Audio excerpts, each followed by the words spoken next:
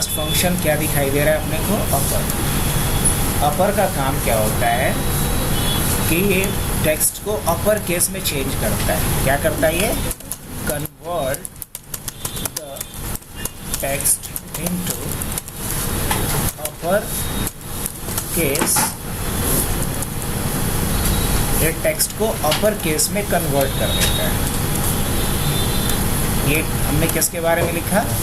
अपर के बारे में। अब जैसे मान लो कि क्या है कि यहाँ पे कुछ हमने टेक्स्ट लिखा, अपर का यूज सीखने के लिए हमने यहाँ पे एक नाम लिखा, लाइक अब हमनेट अभी लोअर केस में दिख रहा है कि अपर केस में दिख रहा है? हमनेट किस में दिख रहा है? Lower case. मान लो इसे अपर केस में कन्वर्ट करना, कैसे कन्वर्ट करें? क्या लिखेंगे? इक्वल टू, और उसके बाद क्या लिखना होता है? अपर, और इस सेल का एड्रेस डालना पड़ेगा एज अ आर्ग्यूमेंट। अब जैसे एंटर करेंगे तो देखो यहाँ अपनेट जो लिखा गया है ये लोअर केस में है, लेकिन मैंने यहाँ उसको किस में चेंज कर लिया? अपर केस में चेंज किया। और लोअर केस लेटर को अपर केस में कन्वर्ट करने के लिए हमने किसका इस्तेमाल किया है? किसका इस्तेमाल किया है? ये लोअर केस में था और यहाँ मैंने इसको किस में चेंज किया है? अपर केस में। कोई दिक्कत? फॉर्मूला क्या लगाया हमने? अपर इक्वल टू अपर। अब हम लोग बढ़ते हैं किस तरफ? लोअर। अब जैसे मान लो यहाँ जो लिखा हुआ है इसको वापस से मुझे लोअर केस में चेंज करना है। हमने क्या लिखा? Lower case. अब जो कुछ भी लिखा हुआ है उसे मुझे अगर लोअर केस में चेंज करना हो, कैसे चेंज करेंगे बताओ? क्या लिखना पड़ेगा? इक्वल टू, आपको याद भी होगा शायद डेटा क्लीनिंग बताया गया होगा आप लोग तो वहाँ अगर अलग अलग केस में या मिक्स फैशन में अगर कोई टेक्स्ट दिखता था तो क्या करते थे हम लोग उसको? पर्टिकुलरली चाहे अपर केस या लोअर केस या प्रॉपर केस में अपने ज़रूरत के हिसाब से क्या करते थे? चेंज करते थे। तो मुझे इसे क्या करना है? लोअर केस में चेंज करना है। हमने सेलेक्ट किया और बस ओके कर दिया। बताओ ये चेंज हुआ? तो अपर केस या लोअर केस या प्रॉपर केस में अगर हम चेंज करना चाहें अपने टेक्स्ट को तो इसके लिए हमारे पास फॉर्मूला है अपर और लोअर। तो इन दोनों को मैं हाईलाइट कर दूं। हाईलाइट करने से मेरा मतलब ये होगा कि हम इन दोनों को क्या कर चुके हैं? कंप्लीट कर चुके हैं। अब जरा हम प्रॉपर के तरफ आते हैं। किसके तरफ आते हैं? प्रॉपर की तरफ। अगर मुझे इसी हमनेट को प्रॉपर केस में चेंज करना है, प्रॉपर कहने का मतलब फर्स्ट लेटर क्या होगा? Capital, rest of small. तो क्या लिखेंगे यहाँ पे हम लोग? प्रॉपर। प्रॉपर। और किसे प्रॉपर में चेंज करना है? इसको एंटर करते हैं। अब देखो ये प्रॉपर में चेंज हुआ। अगर समझ में आएगा तो बताना है। चेंज हो गया प्रॉपर में? हाँ। अब प्रॉपर के बाद फिर क्या था ये बताओ? प्रॉपर के बाद है ट्रीम। ट्रीम का यूज़ हमने VLOOKUP के साथ ही बताया होगा आप लोगों को, बताया था ना? देखो ट्रीम का यूज़ क्या होता है समझना है इसका। ये तो अपर, लोअर और प्रॉपर की बात हो गई। अब ज़रा हम ट्रीम की बात करते हैं। किसकी बात करते हैं? ट्रीम की बात करते हैं। अब ट्रीम का क्या यूज़ केस है ज़रा समझना है। जैसे हमारे पास कुछ टेक्स्ट लिखा गया है। क्या है हमारे पास? कुछ टेक्स्ट है। अब टेक्स्ट लिखा गया है हेलो, और स्पेस बहुत सारा यूज़ किया गया है।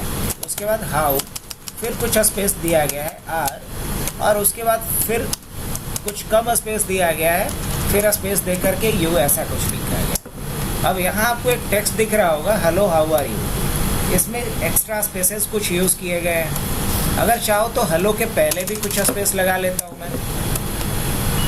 अब ट्रीम का काम क्या होगा कि जो एडिशनल स्पेसेस हैं उसको ये क्या करेगा? रिमूव करेगा। ये काम किसका है? ट्रीम का। ट्रीम का काम होता है एक्स्ट्रा स्पेस को क्या करना? रिमूव करना। अब कैसे करेगा ये? क्या लिखना पड़ेगा यहाँ पे? इक्वल टू ट्रीम, और इस सेल का बस नाम दे दीजिए जिसमें कि स्पेस एक्स्ट्रा आपको दिख रहा है। जैसे एंटर कीजिएगा, अब आप दोनों को कंपेयर कीजिए, इसको और इसको। इसमें एक्स्ट्रा स्पेसेस है, इसमें है नहीं। सिंगल स्पेस के अलावा जो भी एडिशनल स्पेस होगा सारे एडिशनल स्पेसेस को क्या करेगा? ये रिमूव करेगा। ये काम किसका है? ट्रीम का। आपको अभी लग रहा हो कि बेकार चीज़ है या क्या यूज़ है, लेकिन याद करो अगर आपने कभी किया होगा डेटा क्लीनिंग तो, कि हमारे पास कुछ नेम ही मिलता था जिसमें कभी पहले स्पेस होता था, कभी बाद में स्पेस होता था, कहीं फर्स्ट नेम और लास्ट नेम के बीच में एक्स्ट्रा स्पेस होता था। तो उन सभी एक्स्ट्रा स्पेस को हटाने के लिए हम किसका यूज़ करते थे? ट्रिम का। ट्रिम के बाद फिर क्या है अपना? ट्रिम के बाद क्या है? लेफ्ट।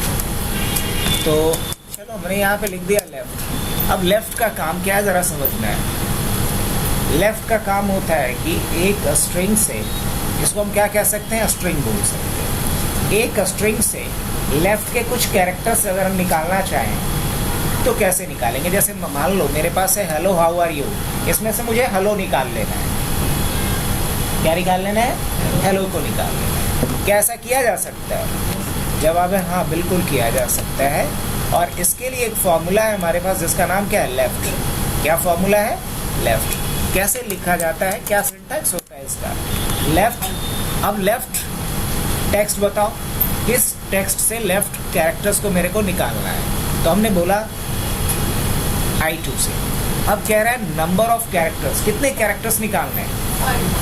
5 कैरेक्टर्स। तो क्या डालेंगे यहाँ पे? 5। और उसके बाद ब्रैकेट बंद। क्या आएगा यहाँ पे? अगर मान लो हमने 5 की जगह अगर 9 डाला होता तो क्या आएगा? ये बताओ तो गेस करके। 5 की जगह पे अगर 9 डाला होता तो क्या आता? हाउ तक आता ना? तो शायद समझ में आ गया होगा आप लोग।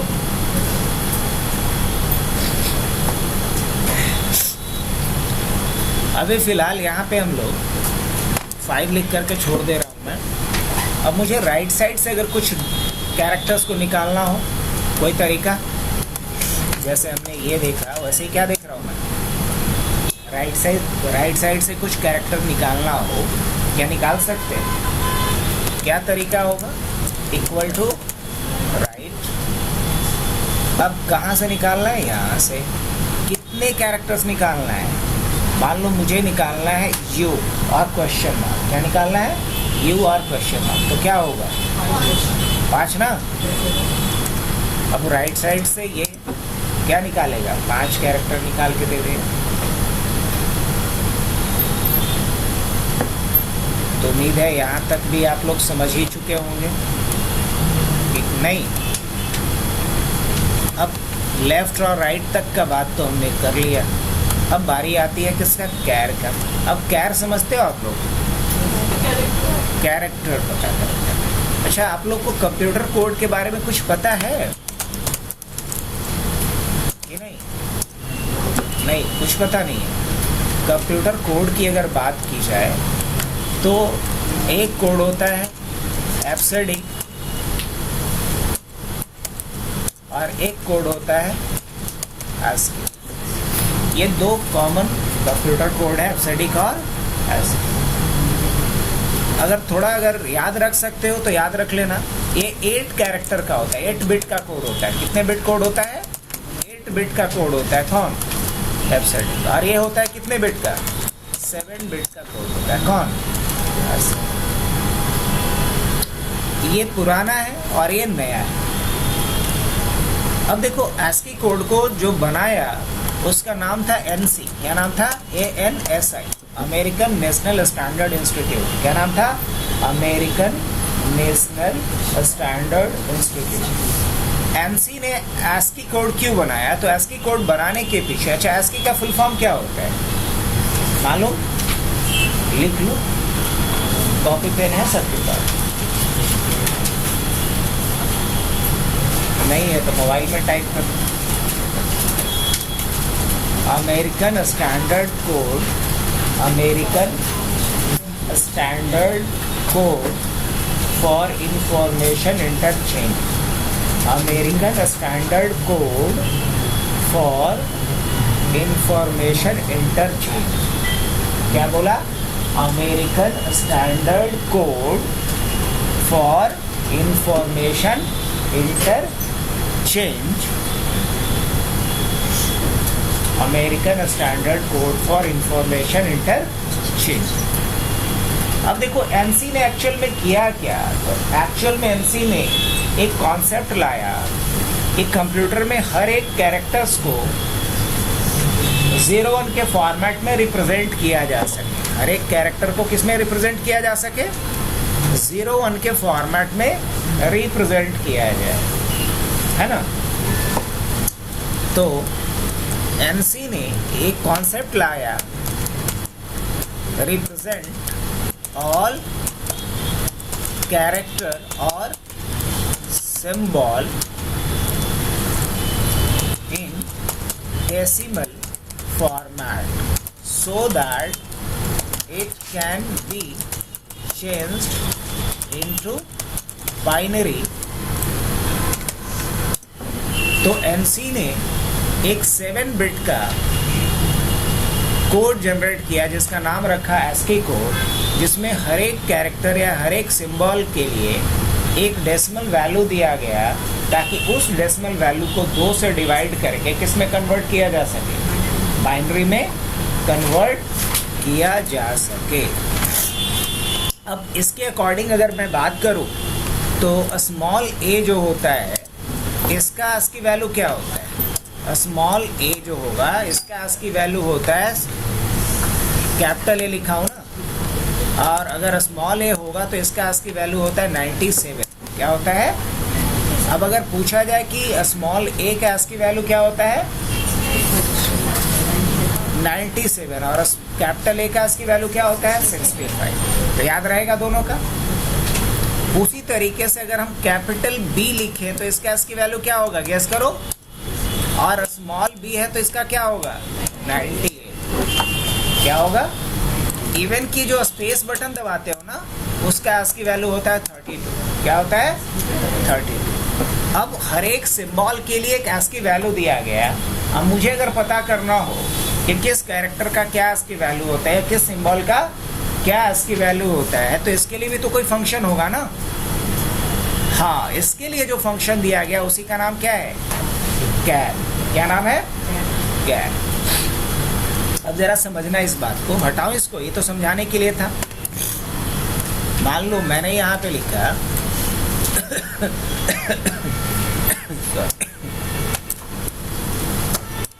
यहाँ हमने लिखा कैरेक्टर और यहाँ लिखा इसका ASCII वैल्यू, कैरेक्टर और ASCII वैल्यू।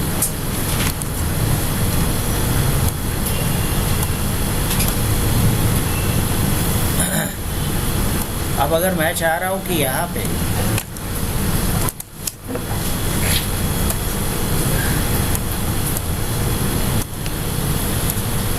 अगर कोई कैरेक्टर डालूं, जैसे मैंने A डाला तो इसका ASCII वैल्यू निकल जाए, कैसा हो सकता है? इसके लिए एक फॉर्मूला होता है कोड। क्या होता है? कोड। अब जैसे ही मैंने कोड लिखा तो इसका ये क्या बता दिया? ASCII वैल्यू बता रहा है।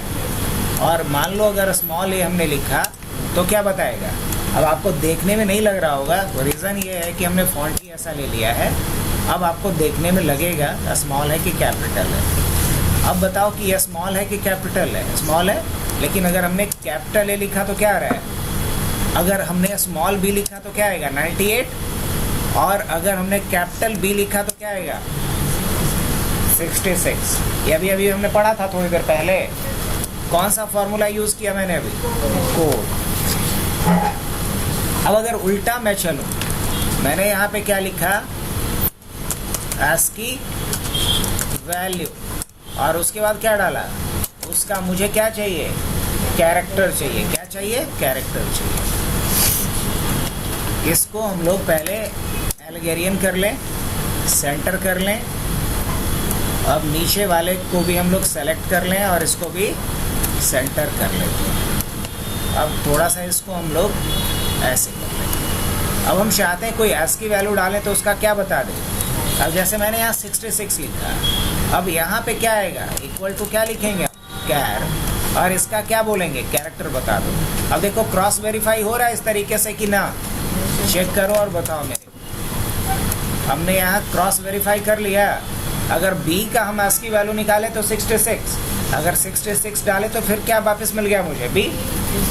अब अगर मान लो मैंने यहाँ पे क्या डाला? 65 डाला तो क्या बताएगा? Capital A। लेकिन अगर हमने क्या डाल दिया यहाँ पे? 97 डाला तो क्या बताएगा? स्मॉल ए।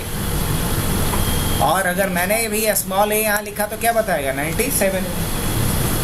तो बताओ ये कौन सा दो फार्मूला हमने लगाना सीख लिया? पक्का? अब एक छोटा सा असाइनमेंट इस पे करके दिखाओगे?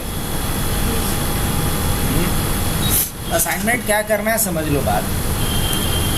मैं क्या चाह रहा हूँ ना कि यहाँ पे जैसे 1 लिखा, 2 लिखा, और जब मैं ड्रैग करता हूँ तो देखना एक सीरीज बना देगा। इस तरीके से बना रहा है ये, कोई दिक्कत? यहाँ तक कोई मसला नहीं। अब लेकिन मुझे सीरीज 1, 2 का नहीं चाहिए, मुझे इस बार सीरीज क्या चाहिए? ABCD का। क्या ABCD का सीरीज बना सकता है ऐसे? इसको अगर ड्रैग कर रहे हैं तो ये क्या कर दिया? AB ऐसे प्रिंट कर रहा है। क्या ये चाहिए था मुझे? अब बताओ कोई उपाय है? ABCD इस तरीके से Z तक का एक सीरीज बनाए, कैसे बताओ?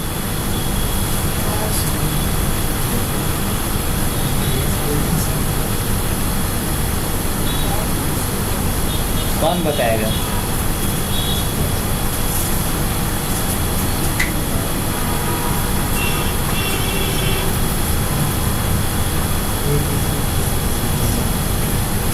बताओ।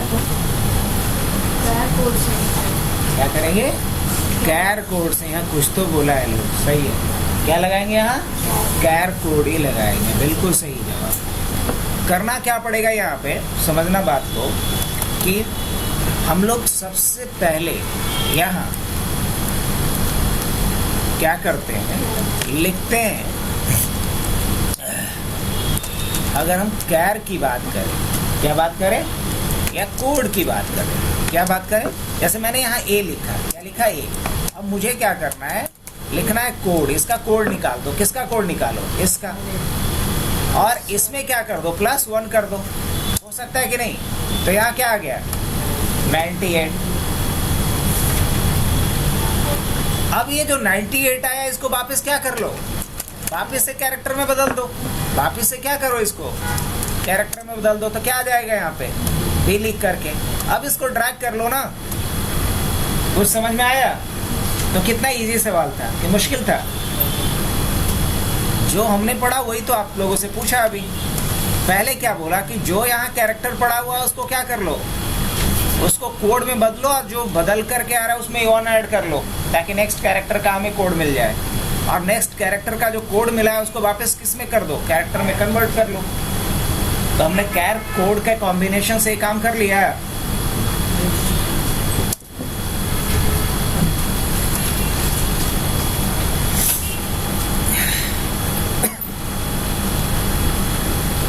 अब नेक्स्ट क्या फंक्शन है? नेक्स्ट है लेंथ। क्या है? लेंथ। मान लो मुझे यहाँ ये पता करना है कि इसमें टोटल कितने कैरेक्टर्स हैं। टोटल कितने कैरेक्टर्स हैं? क्या हम टोटल कैरेक्टर पता कर सकते हैं? टोटल कैरेक्टर की बात करें तो क्या टोटल कैरेक्टर पता किया जा सकता है यहाँ से कि नहीं किया जा सकता है?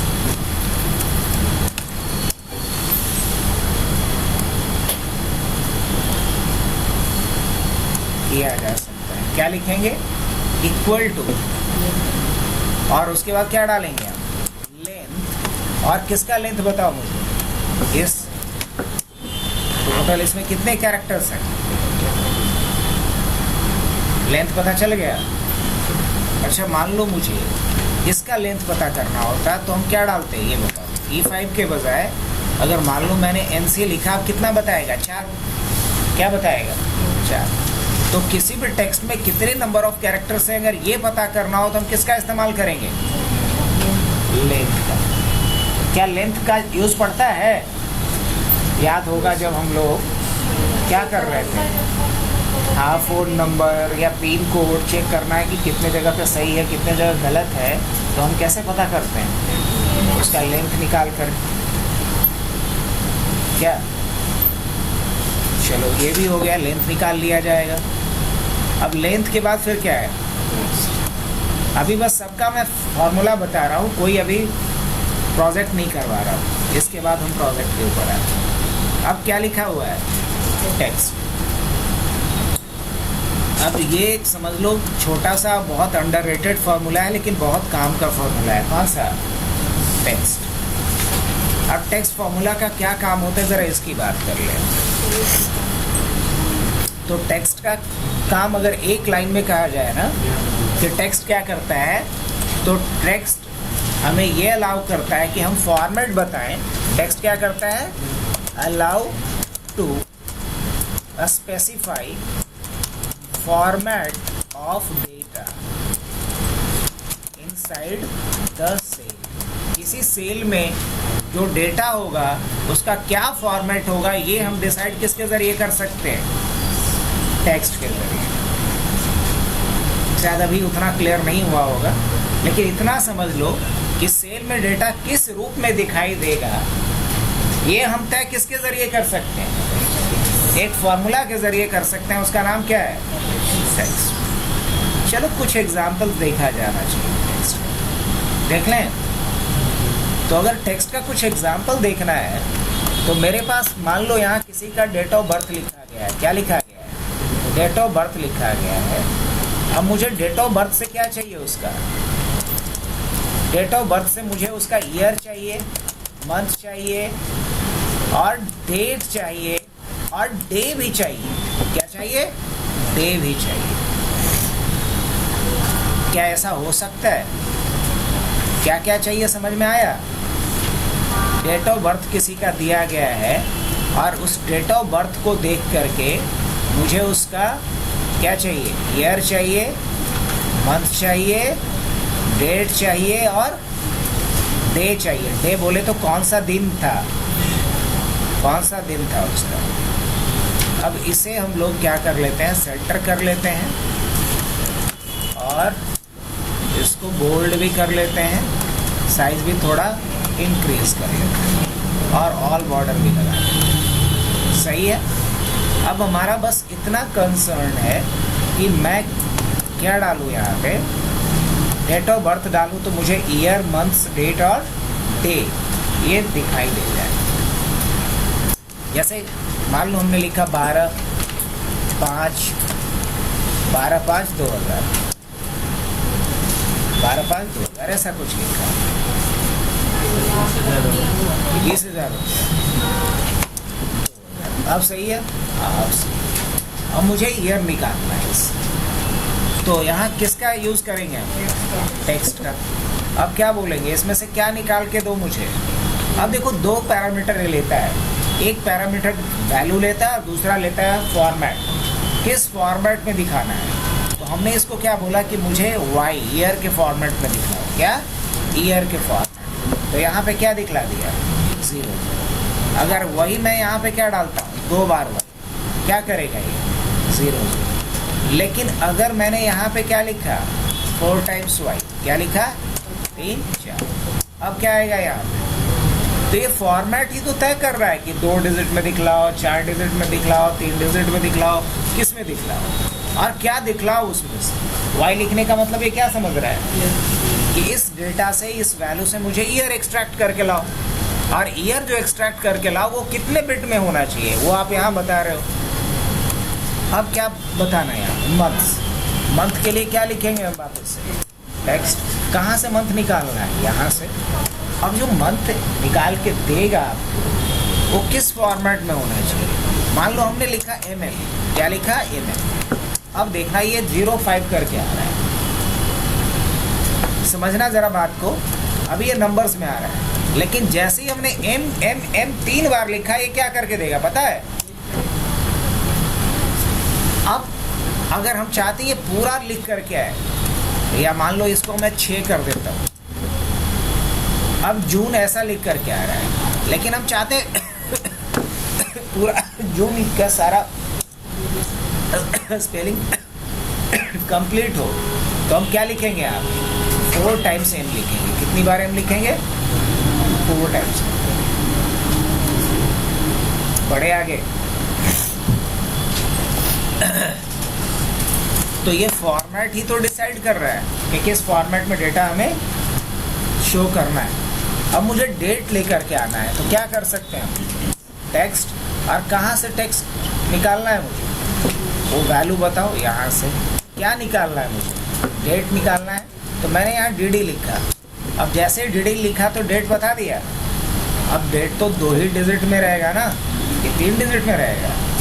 तो हमने डी कितनी बार लिखा है, 2 बार लिखा है। अब हमें डे निकालना है कि उस दिन कौन सा दिन था, संडे, मंडे, ट्यूसडे क्या था। तो हम क्या लिखेंगे फिर, टेक्स्ट, ये वैल्यू डालेंगे और यहाँ डी में हम 3 बार डी डालेंगे। कितनी बार डी डालेंगे, 3 बार। अब यहाँ मैजिक हो जाएगा। उस दिन कौन सा दिन था, मंडे था। क्या वेरीफाई किया जाए कि सही बता रहा है कि गलत बता रहा है, पक्का।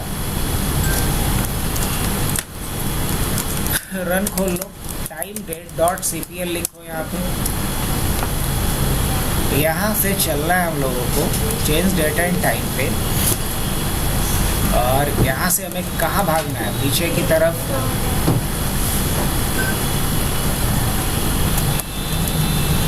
पहुँच गए। कौन सा मंथ था हो, जून था। और कितना तारीख था, क्या मंडे था उसमें। तो सही बता रहा है, ये गलत बता रहा है, सही बता रहा है। चलो ये भी कर दिया ये। अब मान लो 12 की जगह पे यहाँ पे 15 कर दिया गया, और 6 की जगह पे क्या कर दिया, 7 कर दिया। 52। अब देखो तो सही है, और सही आ रहा है ये। उस दिन कौन सा दिन था, सैटरडे। और अब जून नहीं रहा, क्या हो गया, जुलाई। बढ़ा जाए आगे। तो बताओ ये किसका यूज़ हमने सीखा, टेक्स्ट। अब सवाल है कि टेक्स्ट का एक और यूज़ बताइए। क्या टेक्स्ट का और भी कुछ यूज़ होता है, हाँ टेक्स्ट का और भी यूज़ होता है इसमें।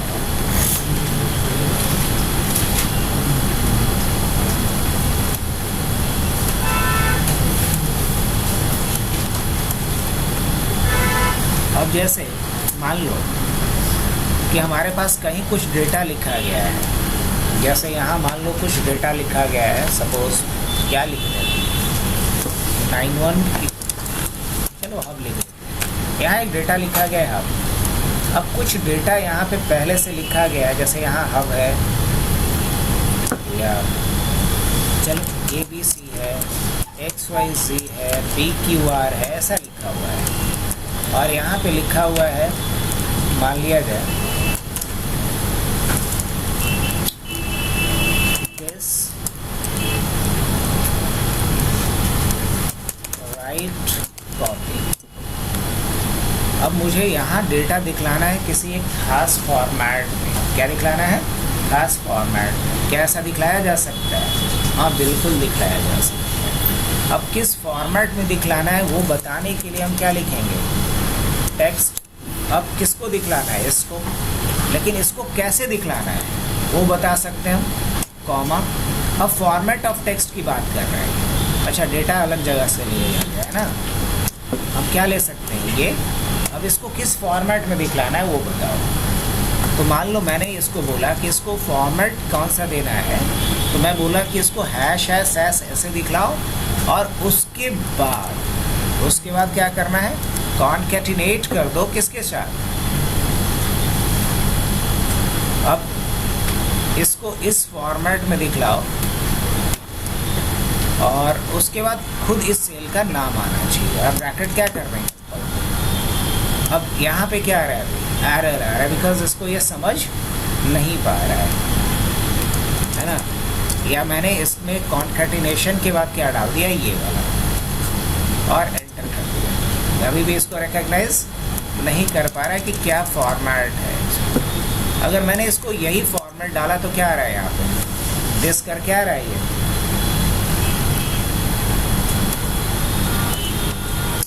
अब कई बार ऐसा होता है कि हमें कोई नंबर लिखा हुआ हो और हम चाहते हैं कि नंबर को 4 या 10 या 15 बिट में दिखलाए, तो इसके लिए हम लोग क्या करते थे, याद है कस्टम में।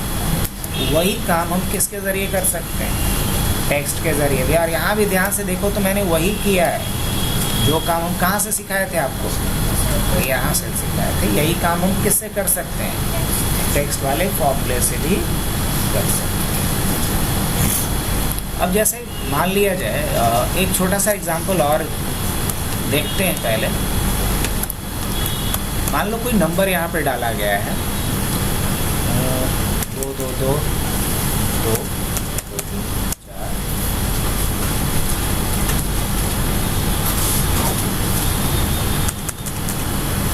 ऐसा कुछ।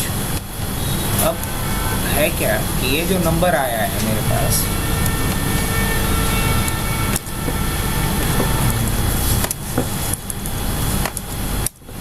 अब सही है। अब लेकिन इसको ऐसे नहीं हमें रिप्रेजेंट करना है, इसको रिप्रेजेंट ऐसे करना है, जहाँ 2 2 कंप्लीट हो रहा है ना, वहाँ एक हाइफन डालना है, फिर 3 3 आना है, फिर 4 4 आना है। कैसा किया जा सकता है, पॉइंट समझ में आया? देखो इसको मैं चाह रहा हूँ कि ऐसा आ जाए, 2 2 2, फिर हाइफन 3 3 3, हाइफन 4 4 4, ऐसा करके। तो मैनुअली अगर इतना करना पड़े तो मुश्किल है। अब इसको क्या हम ऑटोमेटिक कर सकते हैं कि नहीं कर सकते? कैसे कर सकते हैं? किसके जरिए? टेक्स्ट फॉर्मूला लगा के। क्या लगा करके? टेक्स्ट। अब ये क्या कह रहा है इसको किस फॉर्मेट में करना है वो बता दो आप। क्या डालेंगे यहाँ पे? हैश हैश हैश, फिर क्या डालना है? हाइफन, फिर क्या डालना है? हैश हैश हैश, फिर हाइफन, और फिर क्या डालना है? हैश हैश हैश, अब डबल कोट्स बंद, और क्या कर लेंगे? एंटर। अब देखो वही नंबर इस फॉर्मेट में आ गया। तो ये भी हम एक यूज केस किसका देखे अभी? टेक्स्ट फॉर्मूला का। मतलब टेक्स्ट फॉर्मूला के थ्रू ये डिसाइड कर सकते हैं हम लोग कि हमारा जो वैल्यू है, जो डेटा है, वो सेल के अंदर किस फॉर्मेट में दिखना चाहिए। बोलो आगे बढ़े। तो टेक्स्ट तो ही गया। एग्जैक्ट कल बताए थे क्या? एग्जैक्ट का क्या यूज बताया? एग्जैक्ट का काम क्या था? कंपेयर करना था दो अलग अलग स्ट्रिंग। एग्जैक्ट का क्या काम था? दो अलग अलग स्ट्रिंग को कंपेयर करना। कल किए थे या नहीं किए थे, याद है? कैसे किए थे कुछ बताओ। जैसे मैंने यहाँ से क्या किया, जैसे यूजर नेम लिया, क्या लिया? यूजर, और यहाँ क्या लिया? पासवर्ड। और अगर मैंने कहीं पे यूजर अलग लिख दिया था, जैसे यूजर लिख दिया था एडमिन, और पासवर्ड क्या लिख दिया था? एडमिन @1 2 3, यही लिखे थे ना। अब मुझे यहाँ जब भी डालूं तो कंपेयर करके बताओ कि मैच कर रहा है कि नहीं मैच कर रहा है, ये बात था ना। अब जैसे मान लो मैंने यहाँ लिखा एडमिन, और यहाँ भी लिख दिया एडमिन @1 2 3। अब बताओ कि अगर ये मैच कर जाए इससे तो लॉगिन लिखा हुआ आ जाए, नहीं तो लॉगिन फेल लिखा हुआ आ जाए। कल बताए थे ये चीज। तो क्या लगाएंगे? इफ लगाएं, और क्या बोलेंगे कि अगर ये इसके साथ मैच कर जाए, यही ना, ये इसके साथ मैच कर जाए, पहले एंड लगा देते हैं। क्या बोलते हो? एंड, क्योंकि दोनों चीज़ मैच होनी चाहिए। तो ये अगर मैच हो जाए किसके साथ? इसके साथ, अब कॉमा, और ये किसके साथ मैच हो जाए, तो अभी मैच होगा कि नहीं होगा? हो जाएगा। अगर ये मैच हो जाए तो क्या करना है? तो लिखना है लॉग इन, और नहीं तो क्या लिखना है? Log in fail. अब बताओ क्या लिख के आएगा? लॉग इन लिख के आएगा। हालांकि क्या ये सही है? लेकिन क्या ये सही था लॉग इन लिख करके आना? लॉगिन के बाद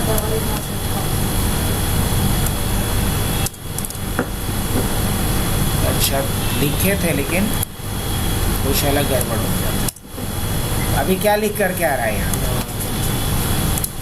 तरीके से लॉगिन लिख के आना चाहिए था।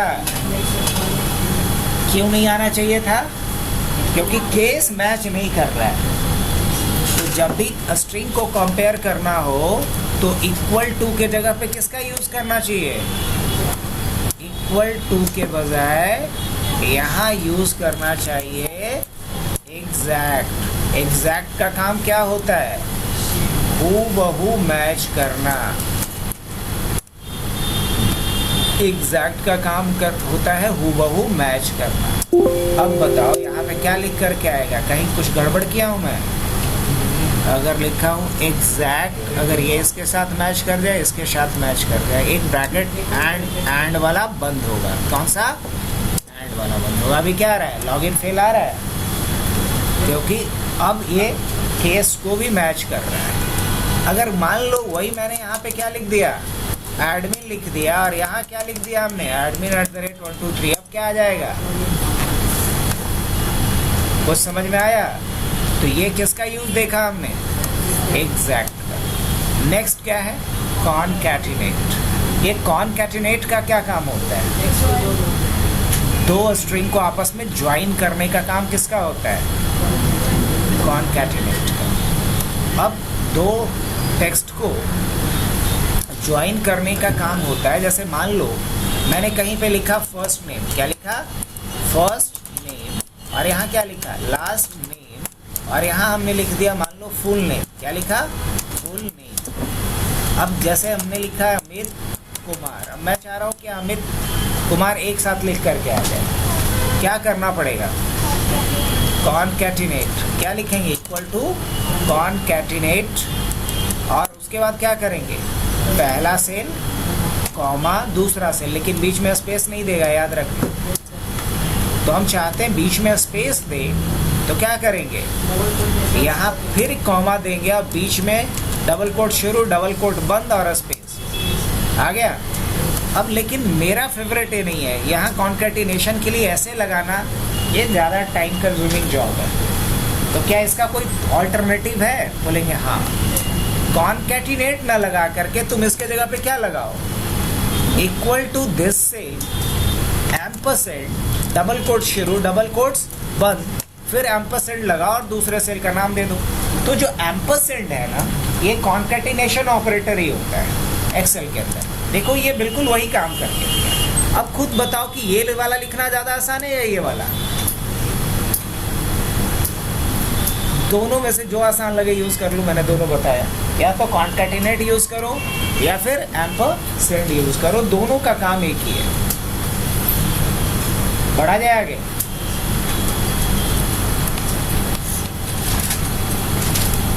अब बढ़ते हैं हम फाइंड की तरफ। फाइंड का काम क्या होता है? फाइंड का काम होता है किसी टेक्स्ट में जाकर के किसी वर्ड को या किसी कैरेक्टर्स को ढूंढना, किसी टेक्स्ट के अंदर जाकर के किसी वर्ड या कैरेक्टर को ढूंढना। ये काम किसका होता है? फाइंड का। अब जैसे देखो ना, मैं क्या करता हूँ, यहाँ मुझे फाइंड करना है, तो हम क्या लिखेंगे? Equal to find. अब कह रहा है फाइंड टेक्स्ट। फाइंड टेक्स्ट, क्या ढूंढना है मुझे? तो मान लो हमें ढूंढना है कोड। क्या ढूंढना है? क्या ढूंढना है? द। लेकिन एक बात याद रखना है, ये क्या सेंसिटिव होता है। मान लो मुझे convert the text into upper case में द ढूंढना है। क्या ढूंढना है? द। अब द हमने जानबूझ करके देखो स्मॉल में लिखा है, रीजन बिहाइंड इट, बिकॉज जहाँ ढूंढना है वहाँ द क्या है? लोअर केस में। अब कह रहा है विद इन टेक्स्ट, कहाँ ढूंढना है इसको? तो यहाँ ढूंढना है। अब कह रहा है स्टार्ट नंबर। स्टार्ट नंबर कहाँ से ढूंढना है इसको? तो द कहाँ मिलेगा? अगर देखा जाए तो ये टोटल कितना कैरेक्टर हो गया? 6, 7। तो कहाँ से मिलेगा? 8वें कैरेक्टर से मिलेगा। कहाँ से मिलेगा? 8वें कैरेक्टर से। और यहाँ हमने एंटर किया, ये क्या बता रहा है? ये कहाँ से मिलेगा? 9वें कैरेक्टर से है। तो कैसे भाई? अच्छा, 3, 3, 6, 7, 8, है ना? तो ये फाइंड का काम होता है, ये पता करना कि ये कैरेक्टर है भी या नहीं। अब जैसे द में मैंने जानबूझ करके क्या कर दिया ना, द को वो टी कैपिटल कर दिया। अब यहाँ पे क्या आ जाएगा? एरर आ रहा है। अच्छा, एरर क्यों आ गया मालूम? क्योंकि मैंने पहले ही बता दिया था कि क्या करता है, केस सेंसिटिव होता है, और ये चेक करके बताएगा कि ये है और किस कैरेक्टर पे। तो फाइंड का काम समझ में आ गया।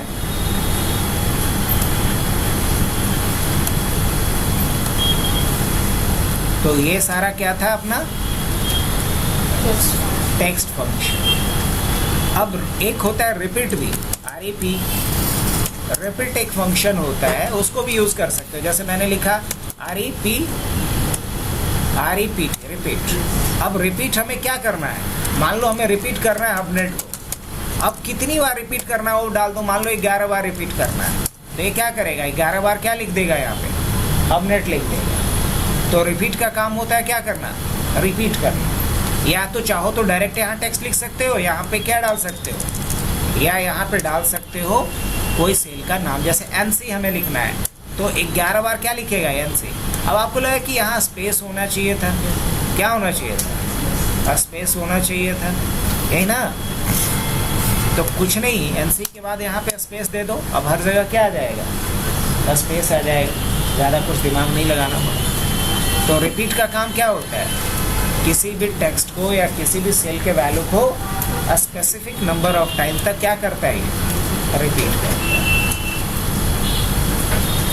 बढ़ा जाएगा।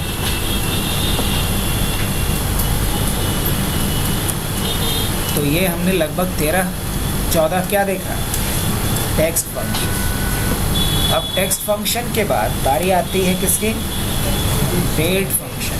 किसकी, डेट फंक्शन। तो डेट फंक्शन देख लिया जाए, बोलो कि लैब करोगे तुम लोग, क्या इरादा है।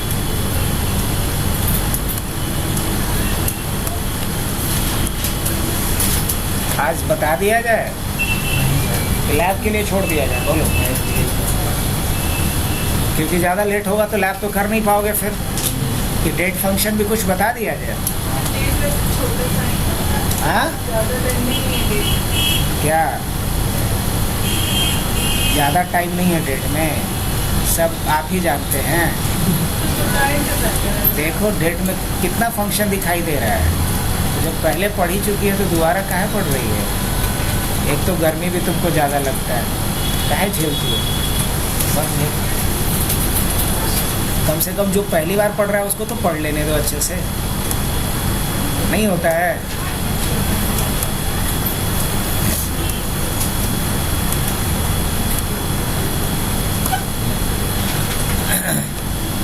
चलो पहली बार पढ़ी है तो ये बताएगी तुम लोगों को, क्या ठीक रहेगा। जैसे हमने यहाँ पे क्या डाला, टेक्स्ट फंक्शन डाल दे रहा हूँ। हर एक क्या बना देते हैं हम लोग, डेट फंक्शन के लिए डेट फंक्शन बना देते, हो सकता है। और अब डेट फंक्शन में बहुत सारा फंक्शन है, एक फंक्शन बता के छोड़ दे रहा हूँ, शायद आप लोग जानते होंगे तो कनेक्ट करना। मान लो हमने किसी का डेट ऑफ बर्थ डाला, क्या डाला, डेट ऑफ बर्थ डाला, और आज का डेट डाल दिया। और मुझे अब क्या चाहिए, मुझे इसका एज चाहिए। क्या चाहिए, मुझे एज चाहिए। और एज के रूप में क्या चाहिए, एज के तौर पे मुझे ईयर चाहिए, मंथ चाहिए और डेट चाहिए।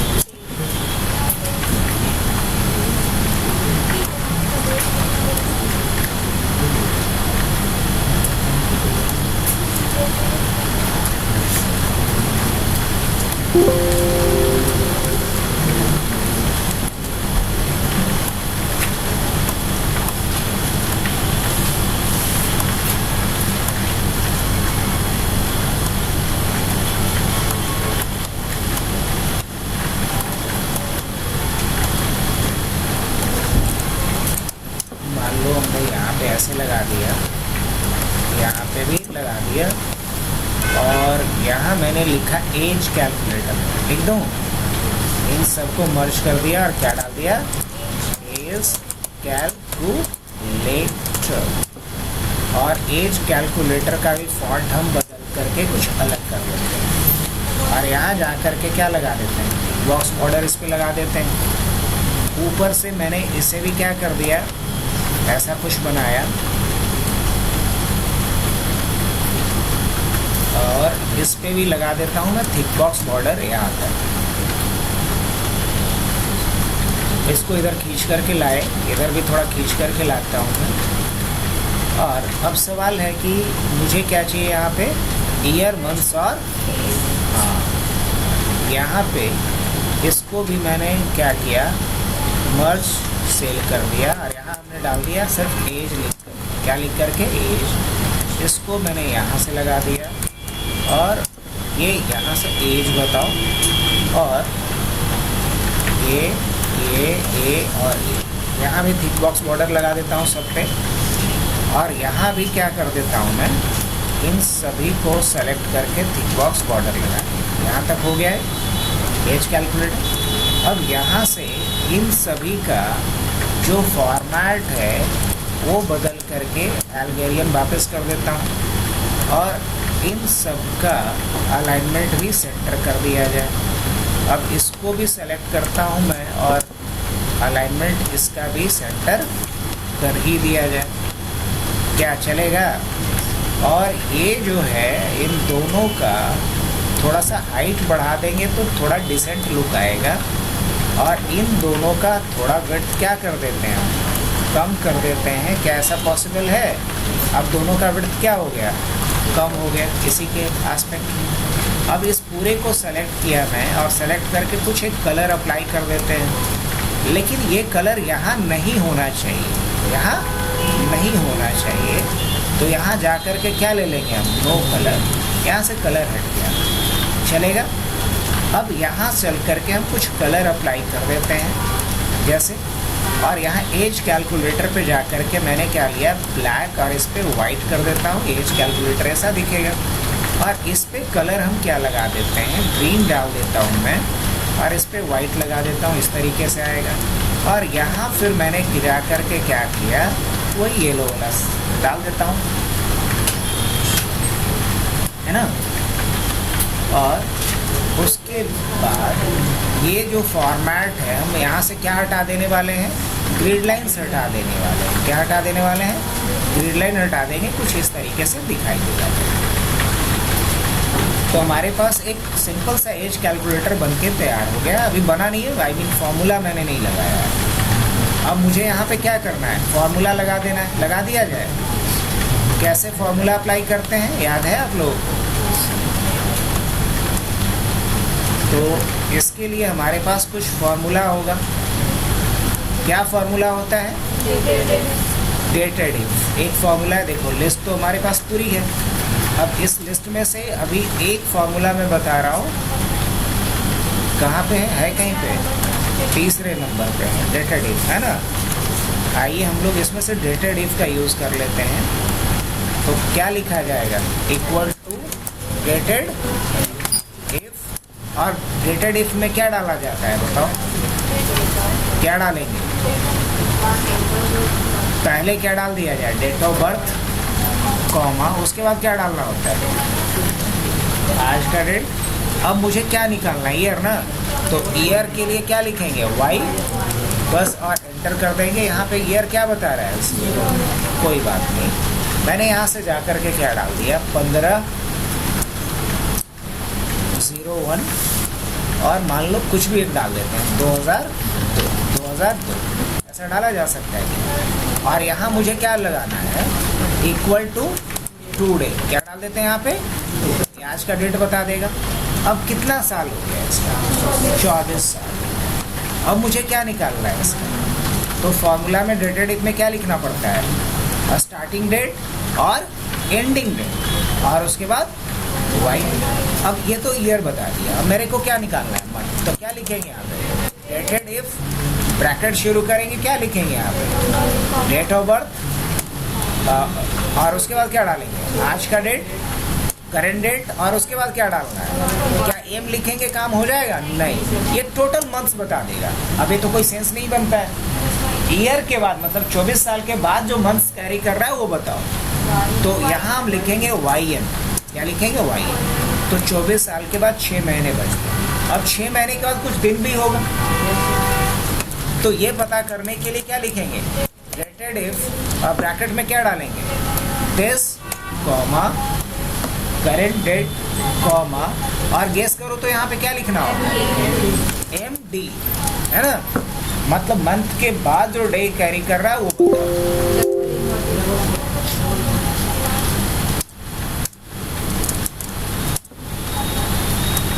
तो इस तरीके से अगर मैं यहाँ किसी का डेट ऑफ बर्थ डालूँ तो हमें क्या बता देगा, कितने दिन, कितने महीने, कितने साल, कितने दिन का है।